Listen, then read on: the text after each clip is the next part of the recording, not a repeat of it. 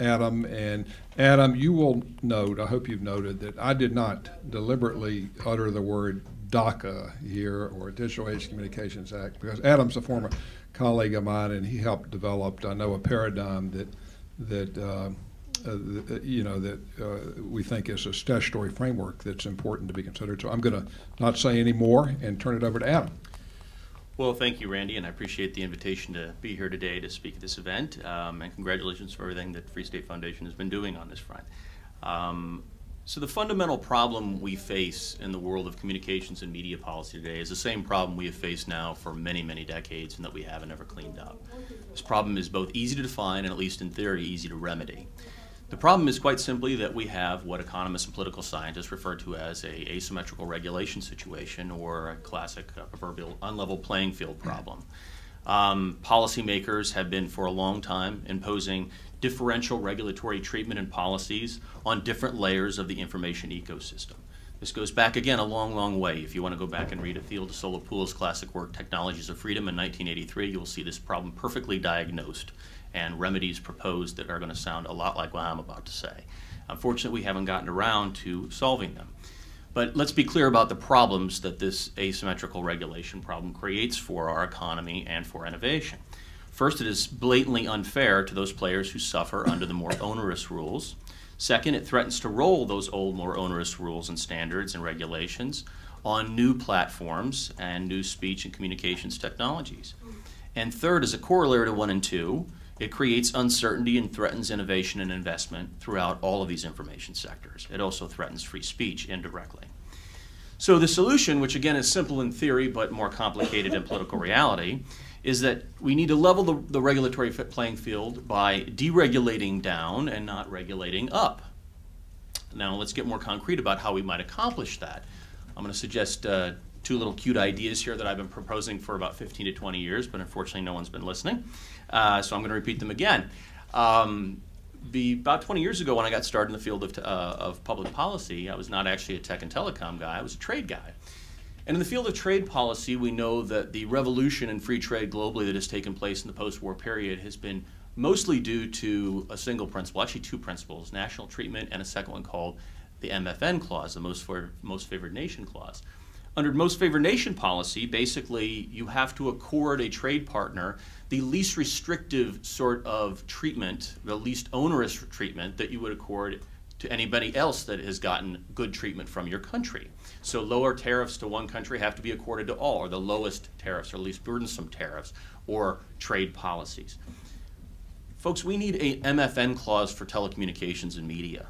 We need to have a simple principle that says the least regulated sector or industry or company should be the standard by which the standard we accord to all of the players that it competes against today. Because we do live in a world of media and technological convergence, everybody should be treated under the same low level of regulation and accorded the same equal treatment. So MFN clause would be my first idea. My second idea is we need Moore's law for information technology laws and regulations. I think all of you are familiar with Moore's law, which basically states that it's the general rule of thumb in the computing sector that the processing power of a semiconductor and therefore computers doubles roughly every 18 months or so, maybe every 2 years. What we need is a principle that basically says that every new technology proposal should include a provision sunsetting that law or regulation after 18 months to 2 years. Because if technology is going to move that fast in the information sector, then law ought to as well. And people say, well, what if that law or regulation is important?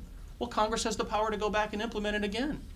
And I would apply that retrospectively as well. I think we should apply that standard to all communications and media laws and regulations.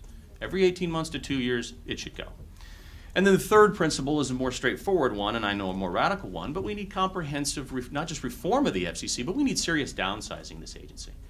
You know, back in the 1970s, when we comprehensively deregulated airlines and transportation in this country, I would remind all of you that was done by liberal Democrats. It was done by liberal Democrats, Fred Kahn, Ted Kennedy, Justice Breyer when he was a clerk in the Senate, and a number of other folks, including Ralph Nader, who wrote probably the most powerful piece on the need for deregulation ever penned, because he pointed out that public interest regulation in those fields had become an anti-consumer fiasco, and that not only did the regulation have to go, but they were so convinced of this problem that the agencies that oversaw these industries needed to go too. because of the problems of cronyism and everything else that goes along with the sort of regulation that was entailed in those sectors. They got it done. By 1985, the Civil Aeronautics Board was gone. By the early 1990s, the Interstate Commerce Commission was gone. So we're sitting around here, and my old friend James Gattuso has sort of given up on it, but some of us still believe it's a good idea to seriously cut away at the powers of the FCC and to at least limit them more stringently. Now, it wasn't that long ago that this wasn't such radical thinking. In fact, 17 years ago, we sat in a room, James Gattuso and I and many others, just across the hall here, and released this boring little document called The Telecom Revolution, an American Opportunity, that was penned by 12 different think tank analysts talking about how to seriously downsize and reform the FCC by repealing most of its powers. And then 10 years after that, we came up with, again, Randy mentioned this, the Digital Age Communications Act project, which we released right over there. And Randy was a big part of that. He was really the brainchild behind most of this, along with Ray Gifford. And this project also proposed fairly sweeping reform of not just the FCC, but of all communications law. Really, DACA was a bit more of a moderate effort than the earlier Telecom Revolution project, because DACA was basically saying, look, at a minimum, the FCC should behave more like the FTC. And specifically, what DACA proposed, and also the Telecom Revolution book proposed, was the idea that we should replace the public interest standard with more of a consumer welfare standard. That we needed to have well-established sort of antitrust law and competition law principles governing communications policy. Seems fairly straightforward. Personally, I think antitrust officials can do that just fine. We don't need the FCC. But if we're going to have the FCC, that ought to be rule number one. Replace public interest with consumer welfare standard. Number two, eliminate regulatory silos and level the playing field through comprehensive deregulation. Again, that goes back to my MFN principle and the idea that we've already talked about here of getting rid of all these silos that Commissioner McDowell has already discussed in his remarks. Third, comprehensively reform spectrum, not just through more auctioning, but by according unambiguous property rights in spectrum licenses, so that we can move away from the idea that the government's always allocating and dictating what you can do with your license. Fourth, comprehensively reform universal service. My preference would be by voucherizing it or devolving it to the states to create an honest-to-God telecom welfare program, which is what it's always been, but we just haven't been honest about it. Or at the federal level, getting a lot more strict about how we budget it for it. And then fifth and finally, again, significantly reform or downsizing the scope of the FCC was part of both of these projects, both DACA and the Telecom Revolution project. So, I mean, what these proposals and these projects stood for, by the way, DACA, 50 nonpartisan academics, left and right, combined to work on that project. So what both of these proposals and everything that I've been advocating here stand for is the proposition of what Richard Epstein has called in his book by the same title, Simple Rules for a Complex World. We can live with things like the common law, torts, the law of contracts, anti-fraud statutes, and antitrust. We get by with those in every other major capitalist industrial sector. But for some reason we say, communications and media is special, it's different. Well, you know what? I do think it's special and different. So did our founders. They thought it was so special and different that we got our First Amendment, which says Congress shall make no law. And for the longest time, that was the standard of our nation. But then the FCC came along and said, well, we own the spectrum, and we have to dole it out, and we need speech rules and the fairness doctrine, and we go all the way down to things like net neutrality, and we're surprised these things happen. They happened because we didn't get our first principles right when it came to communications and media policy.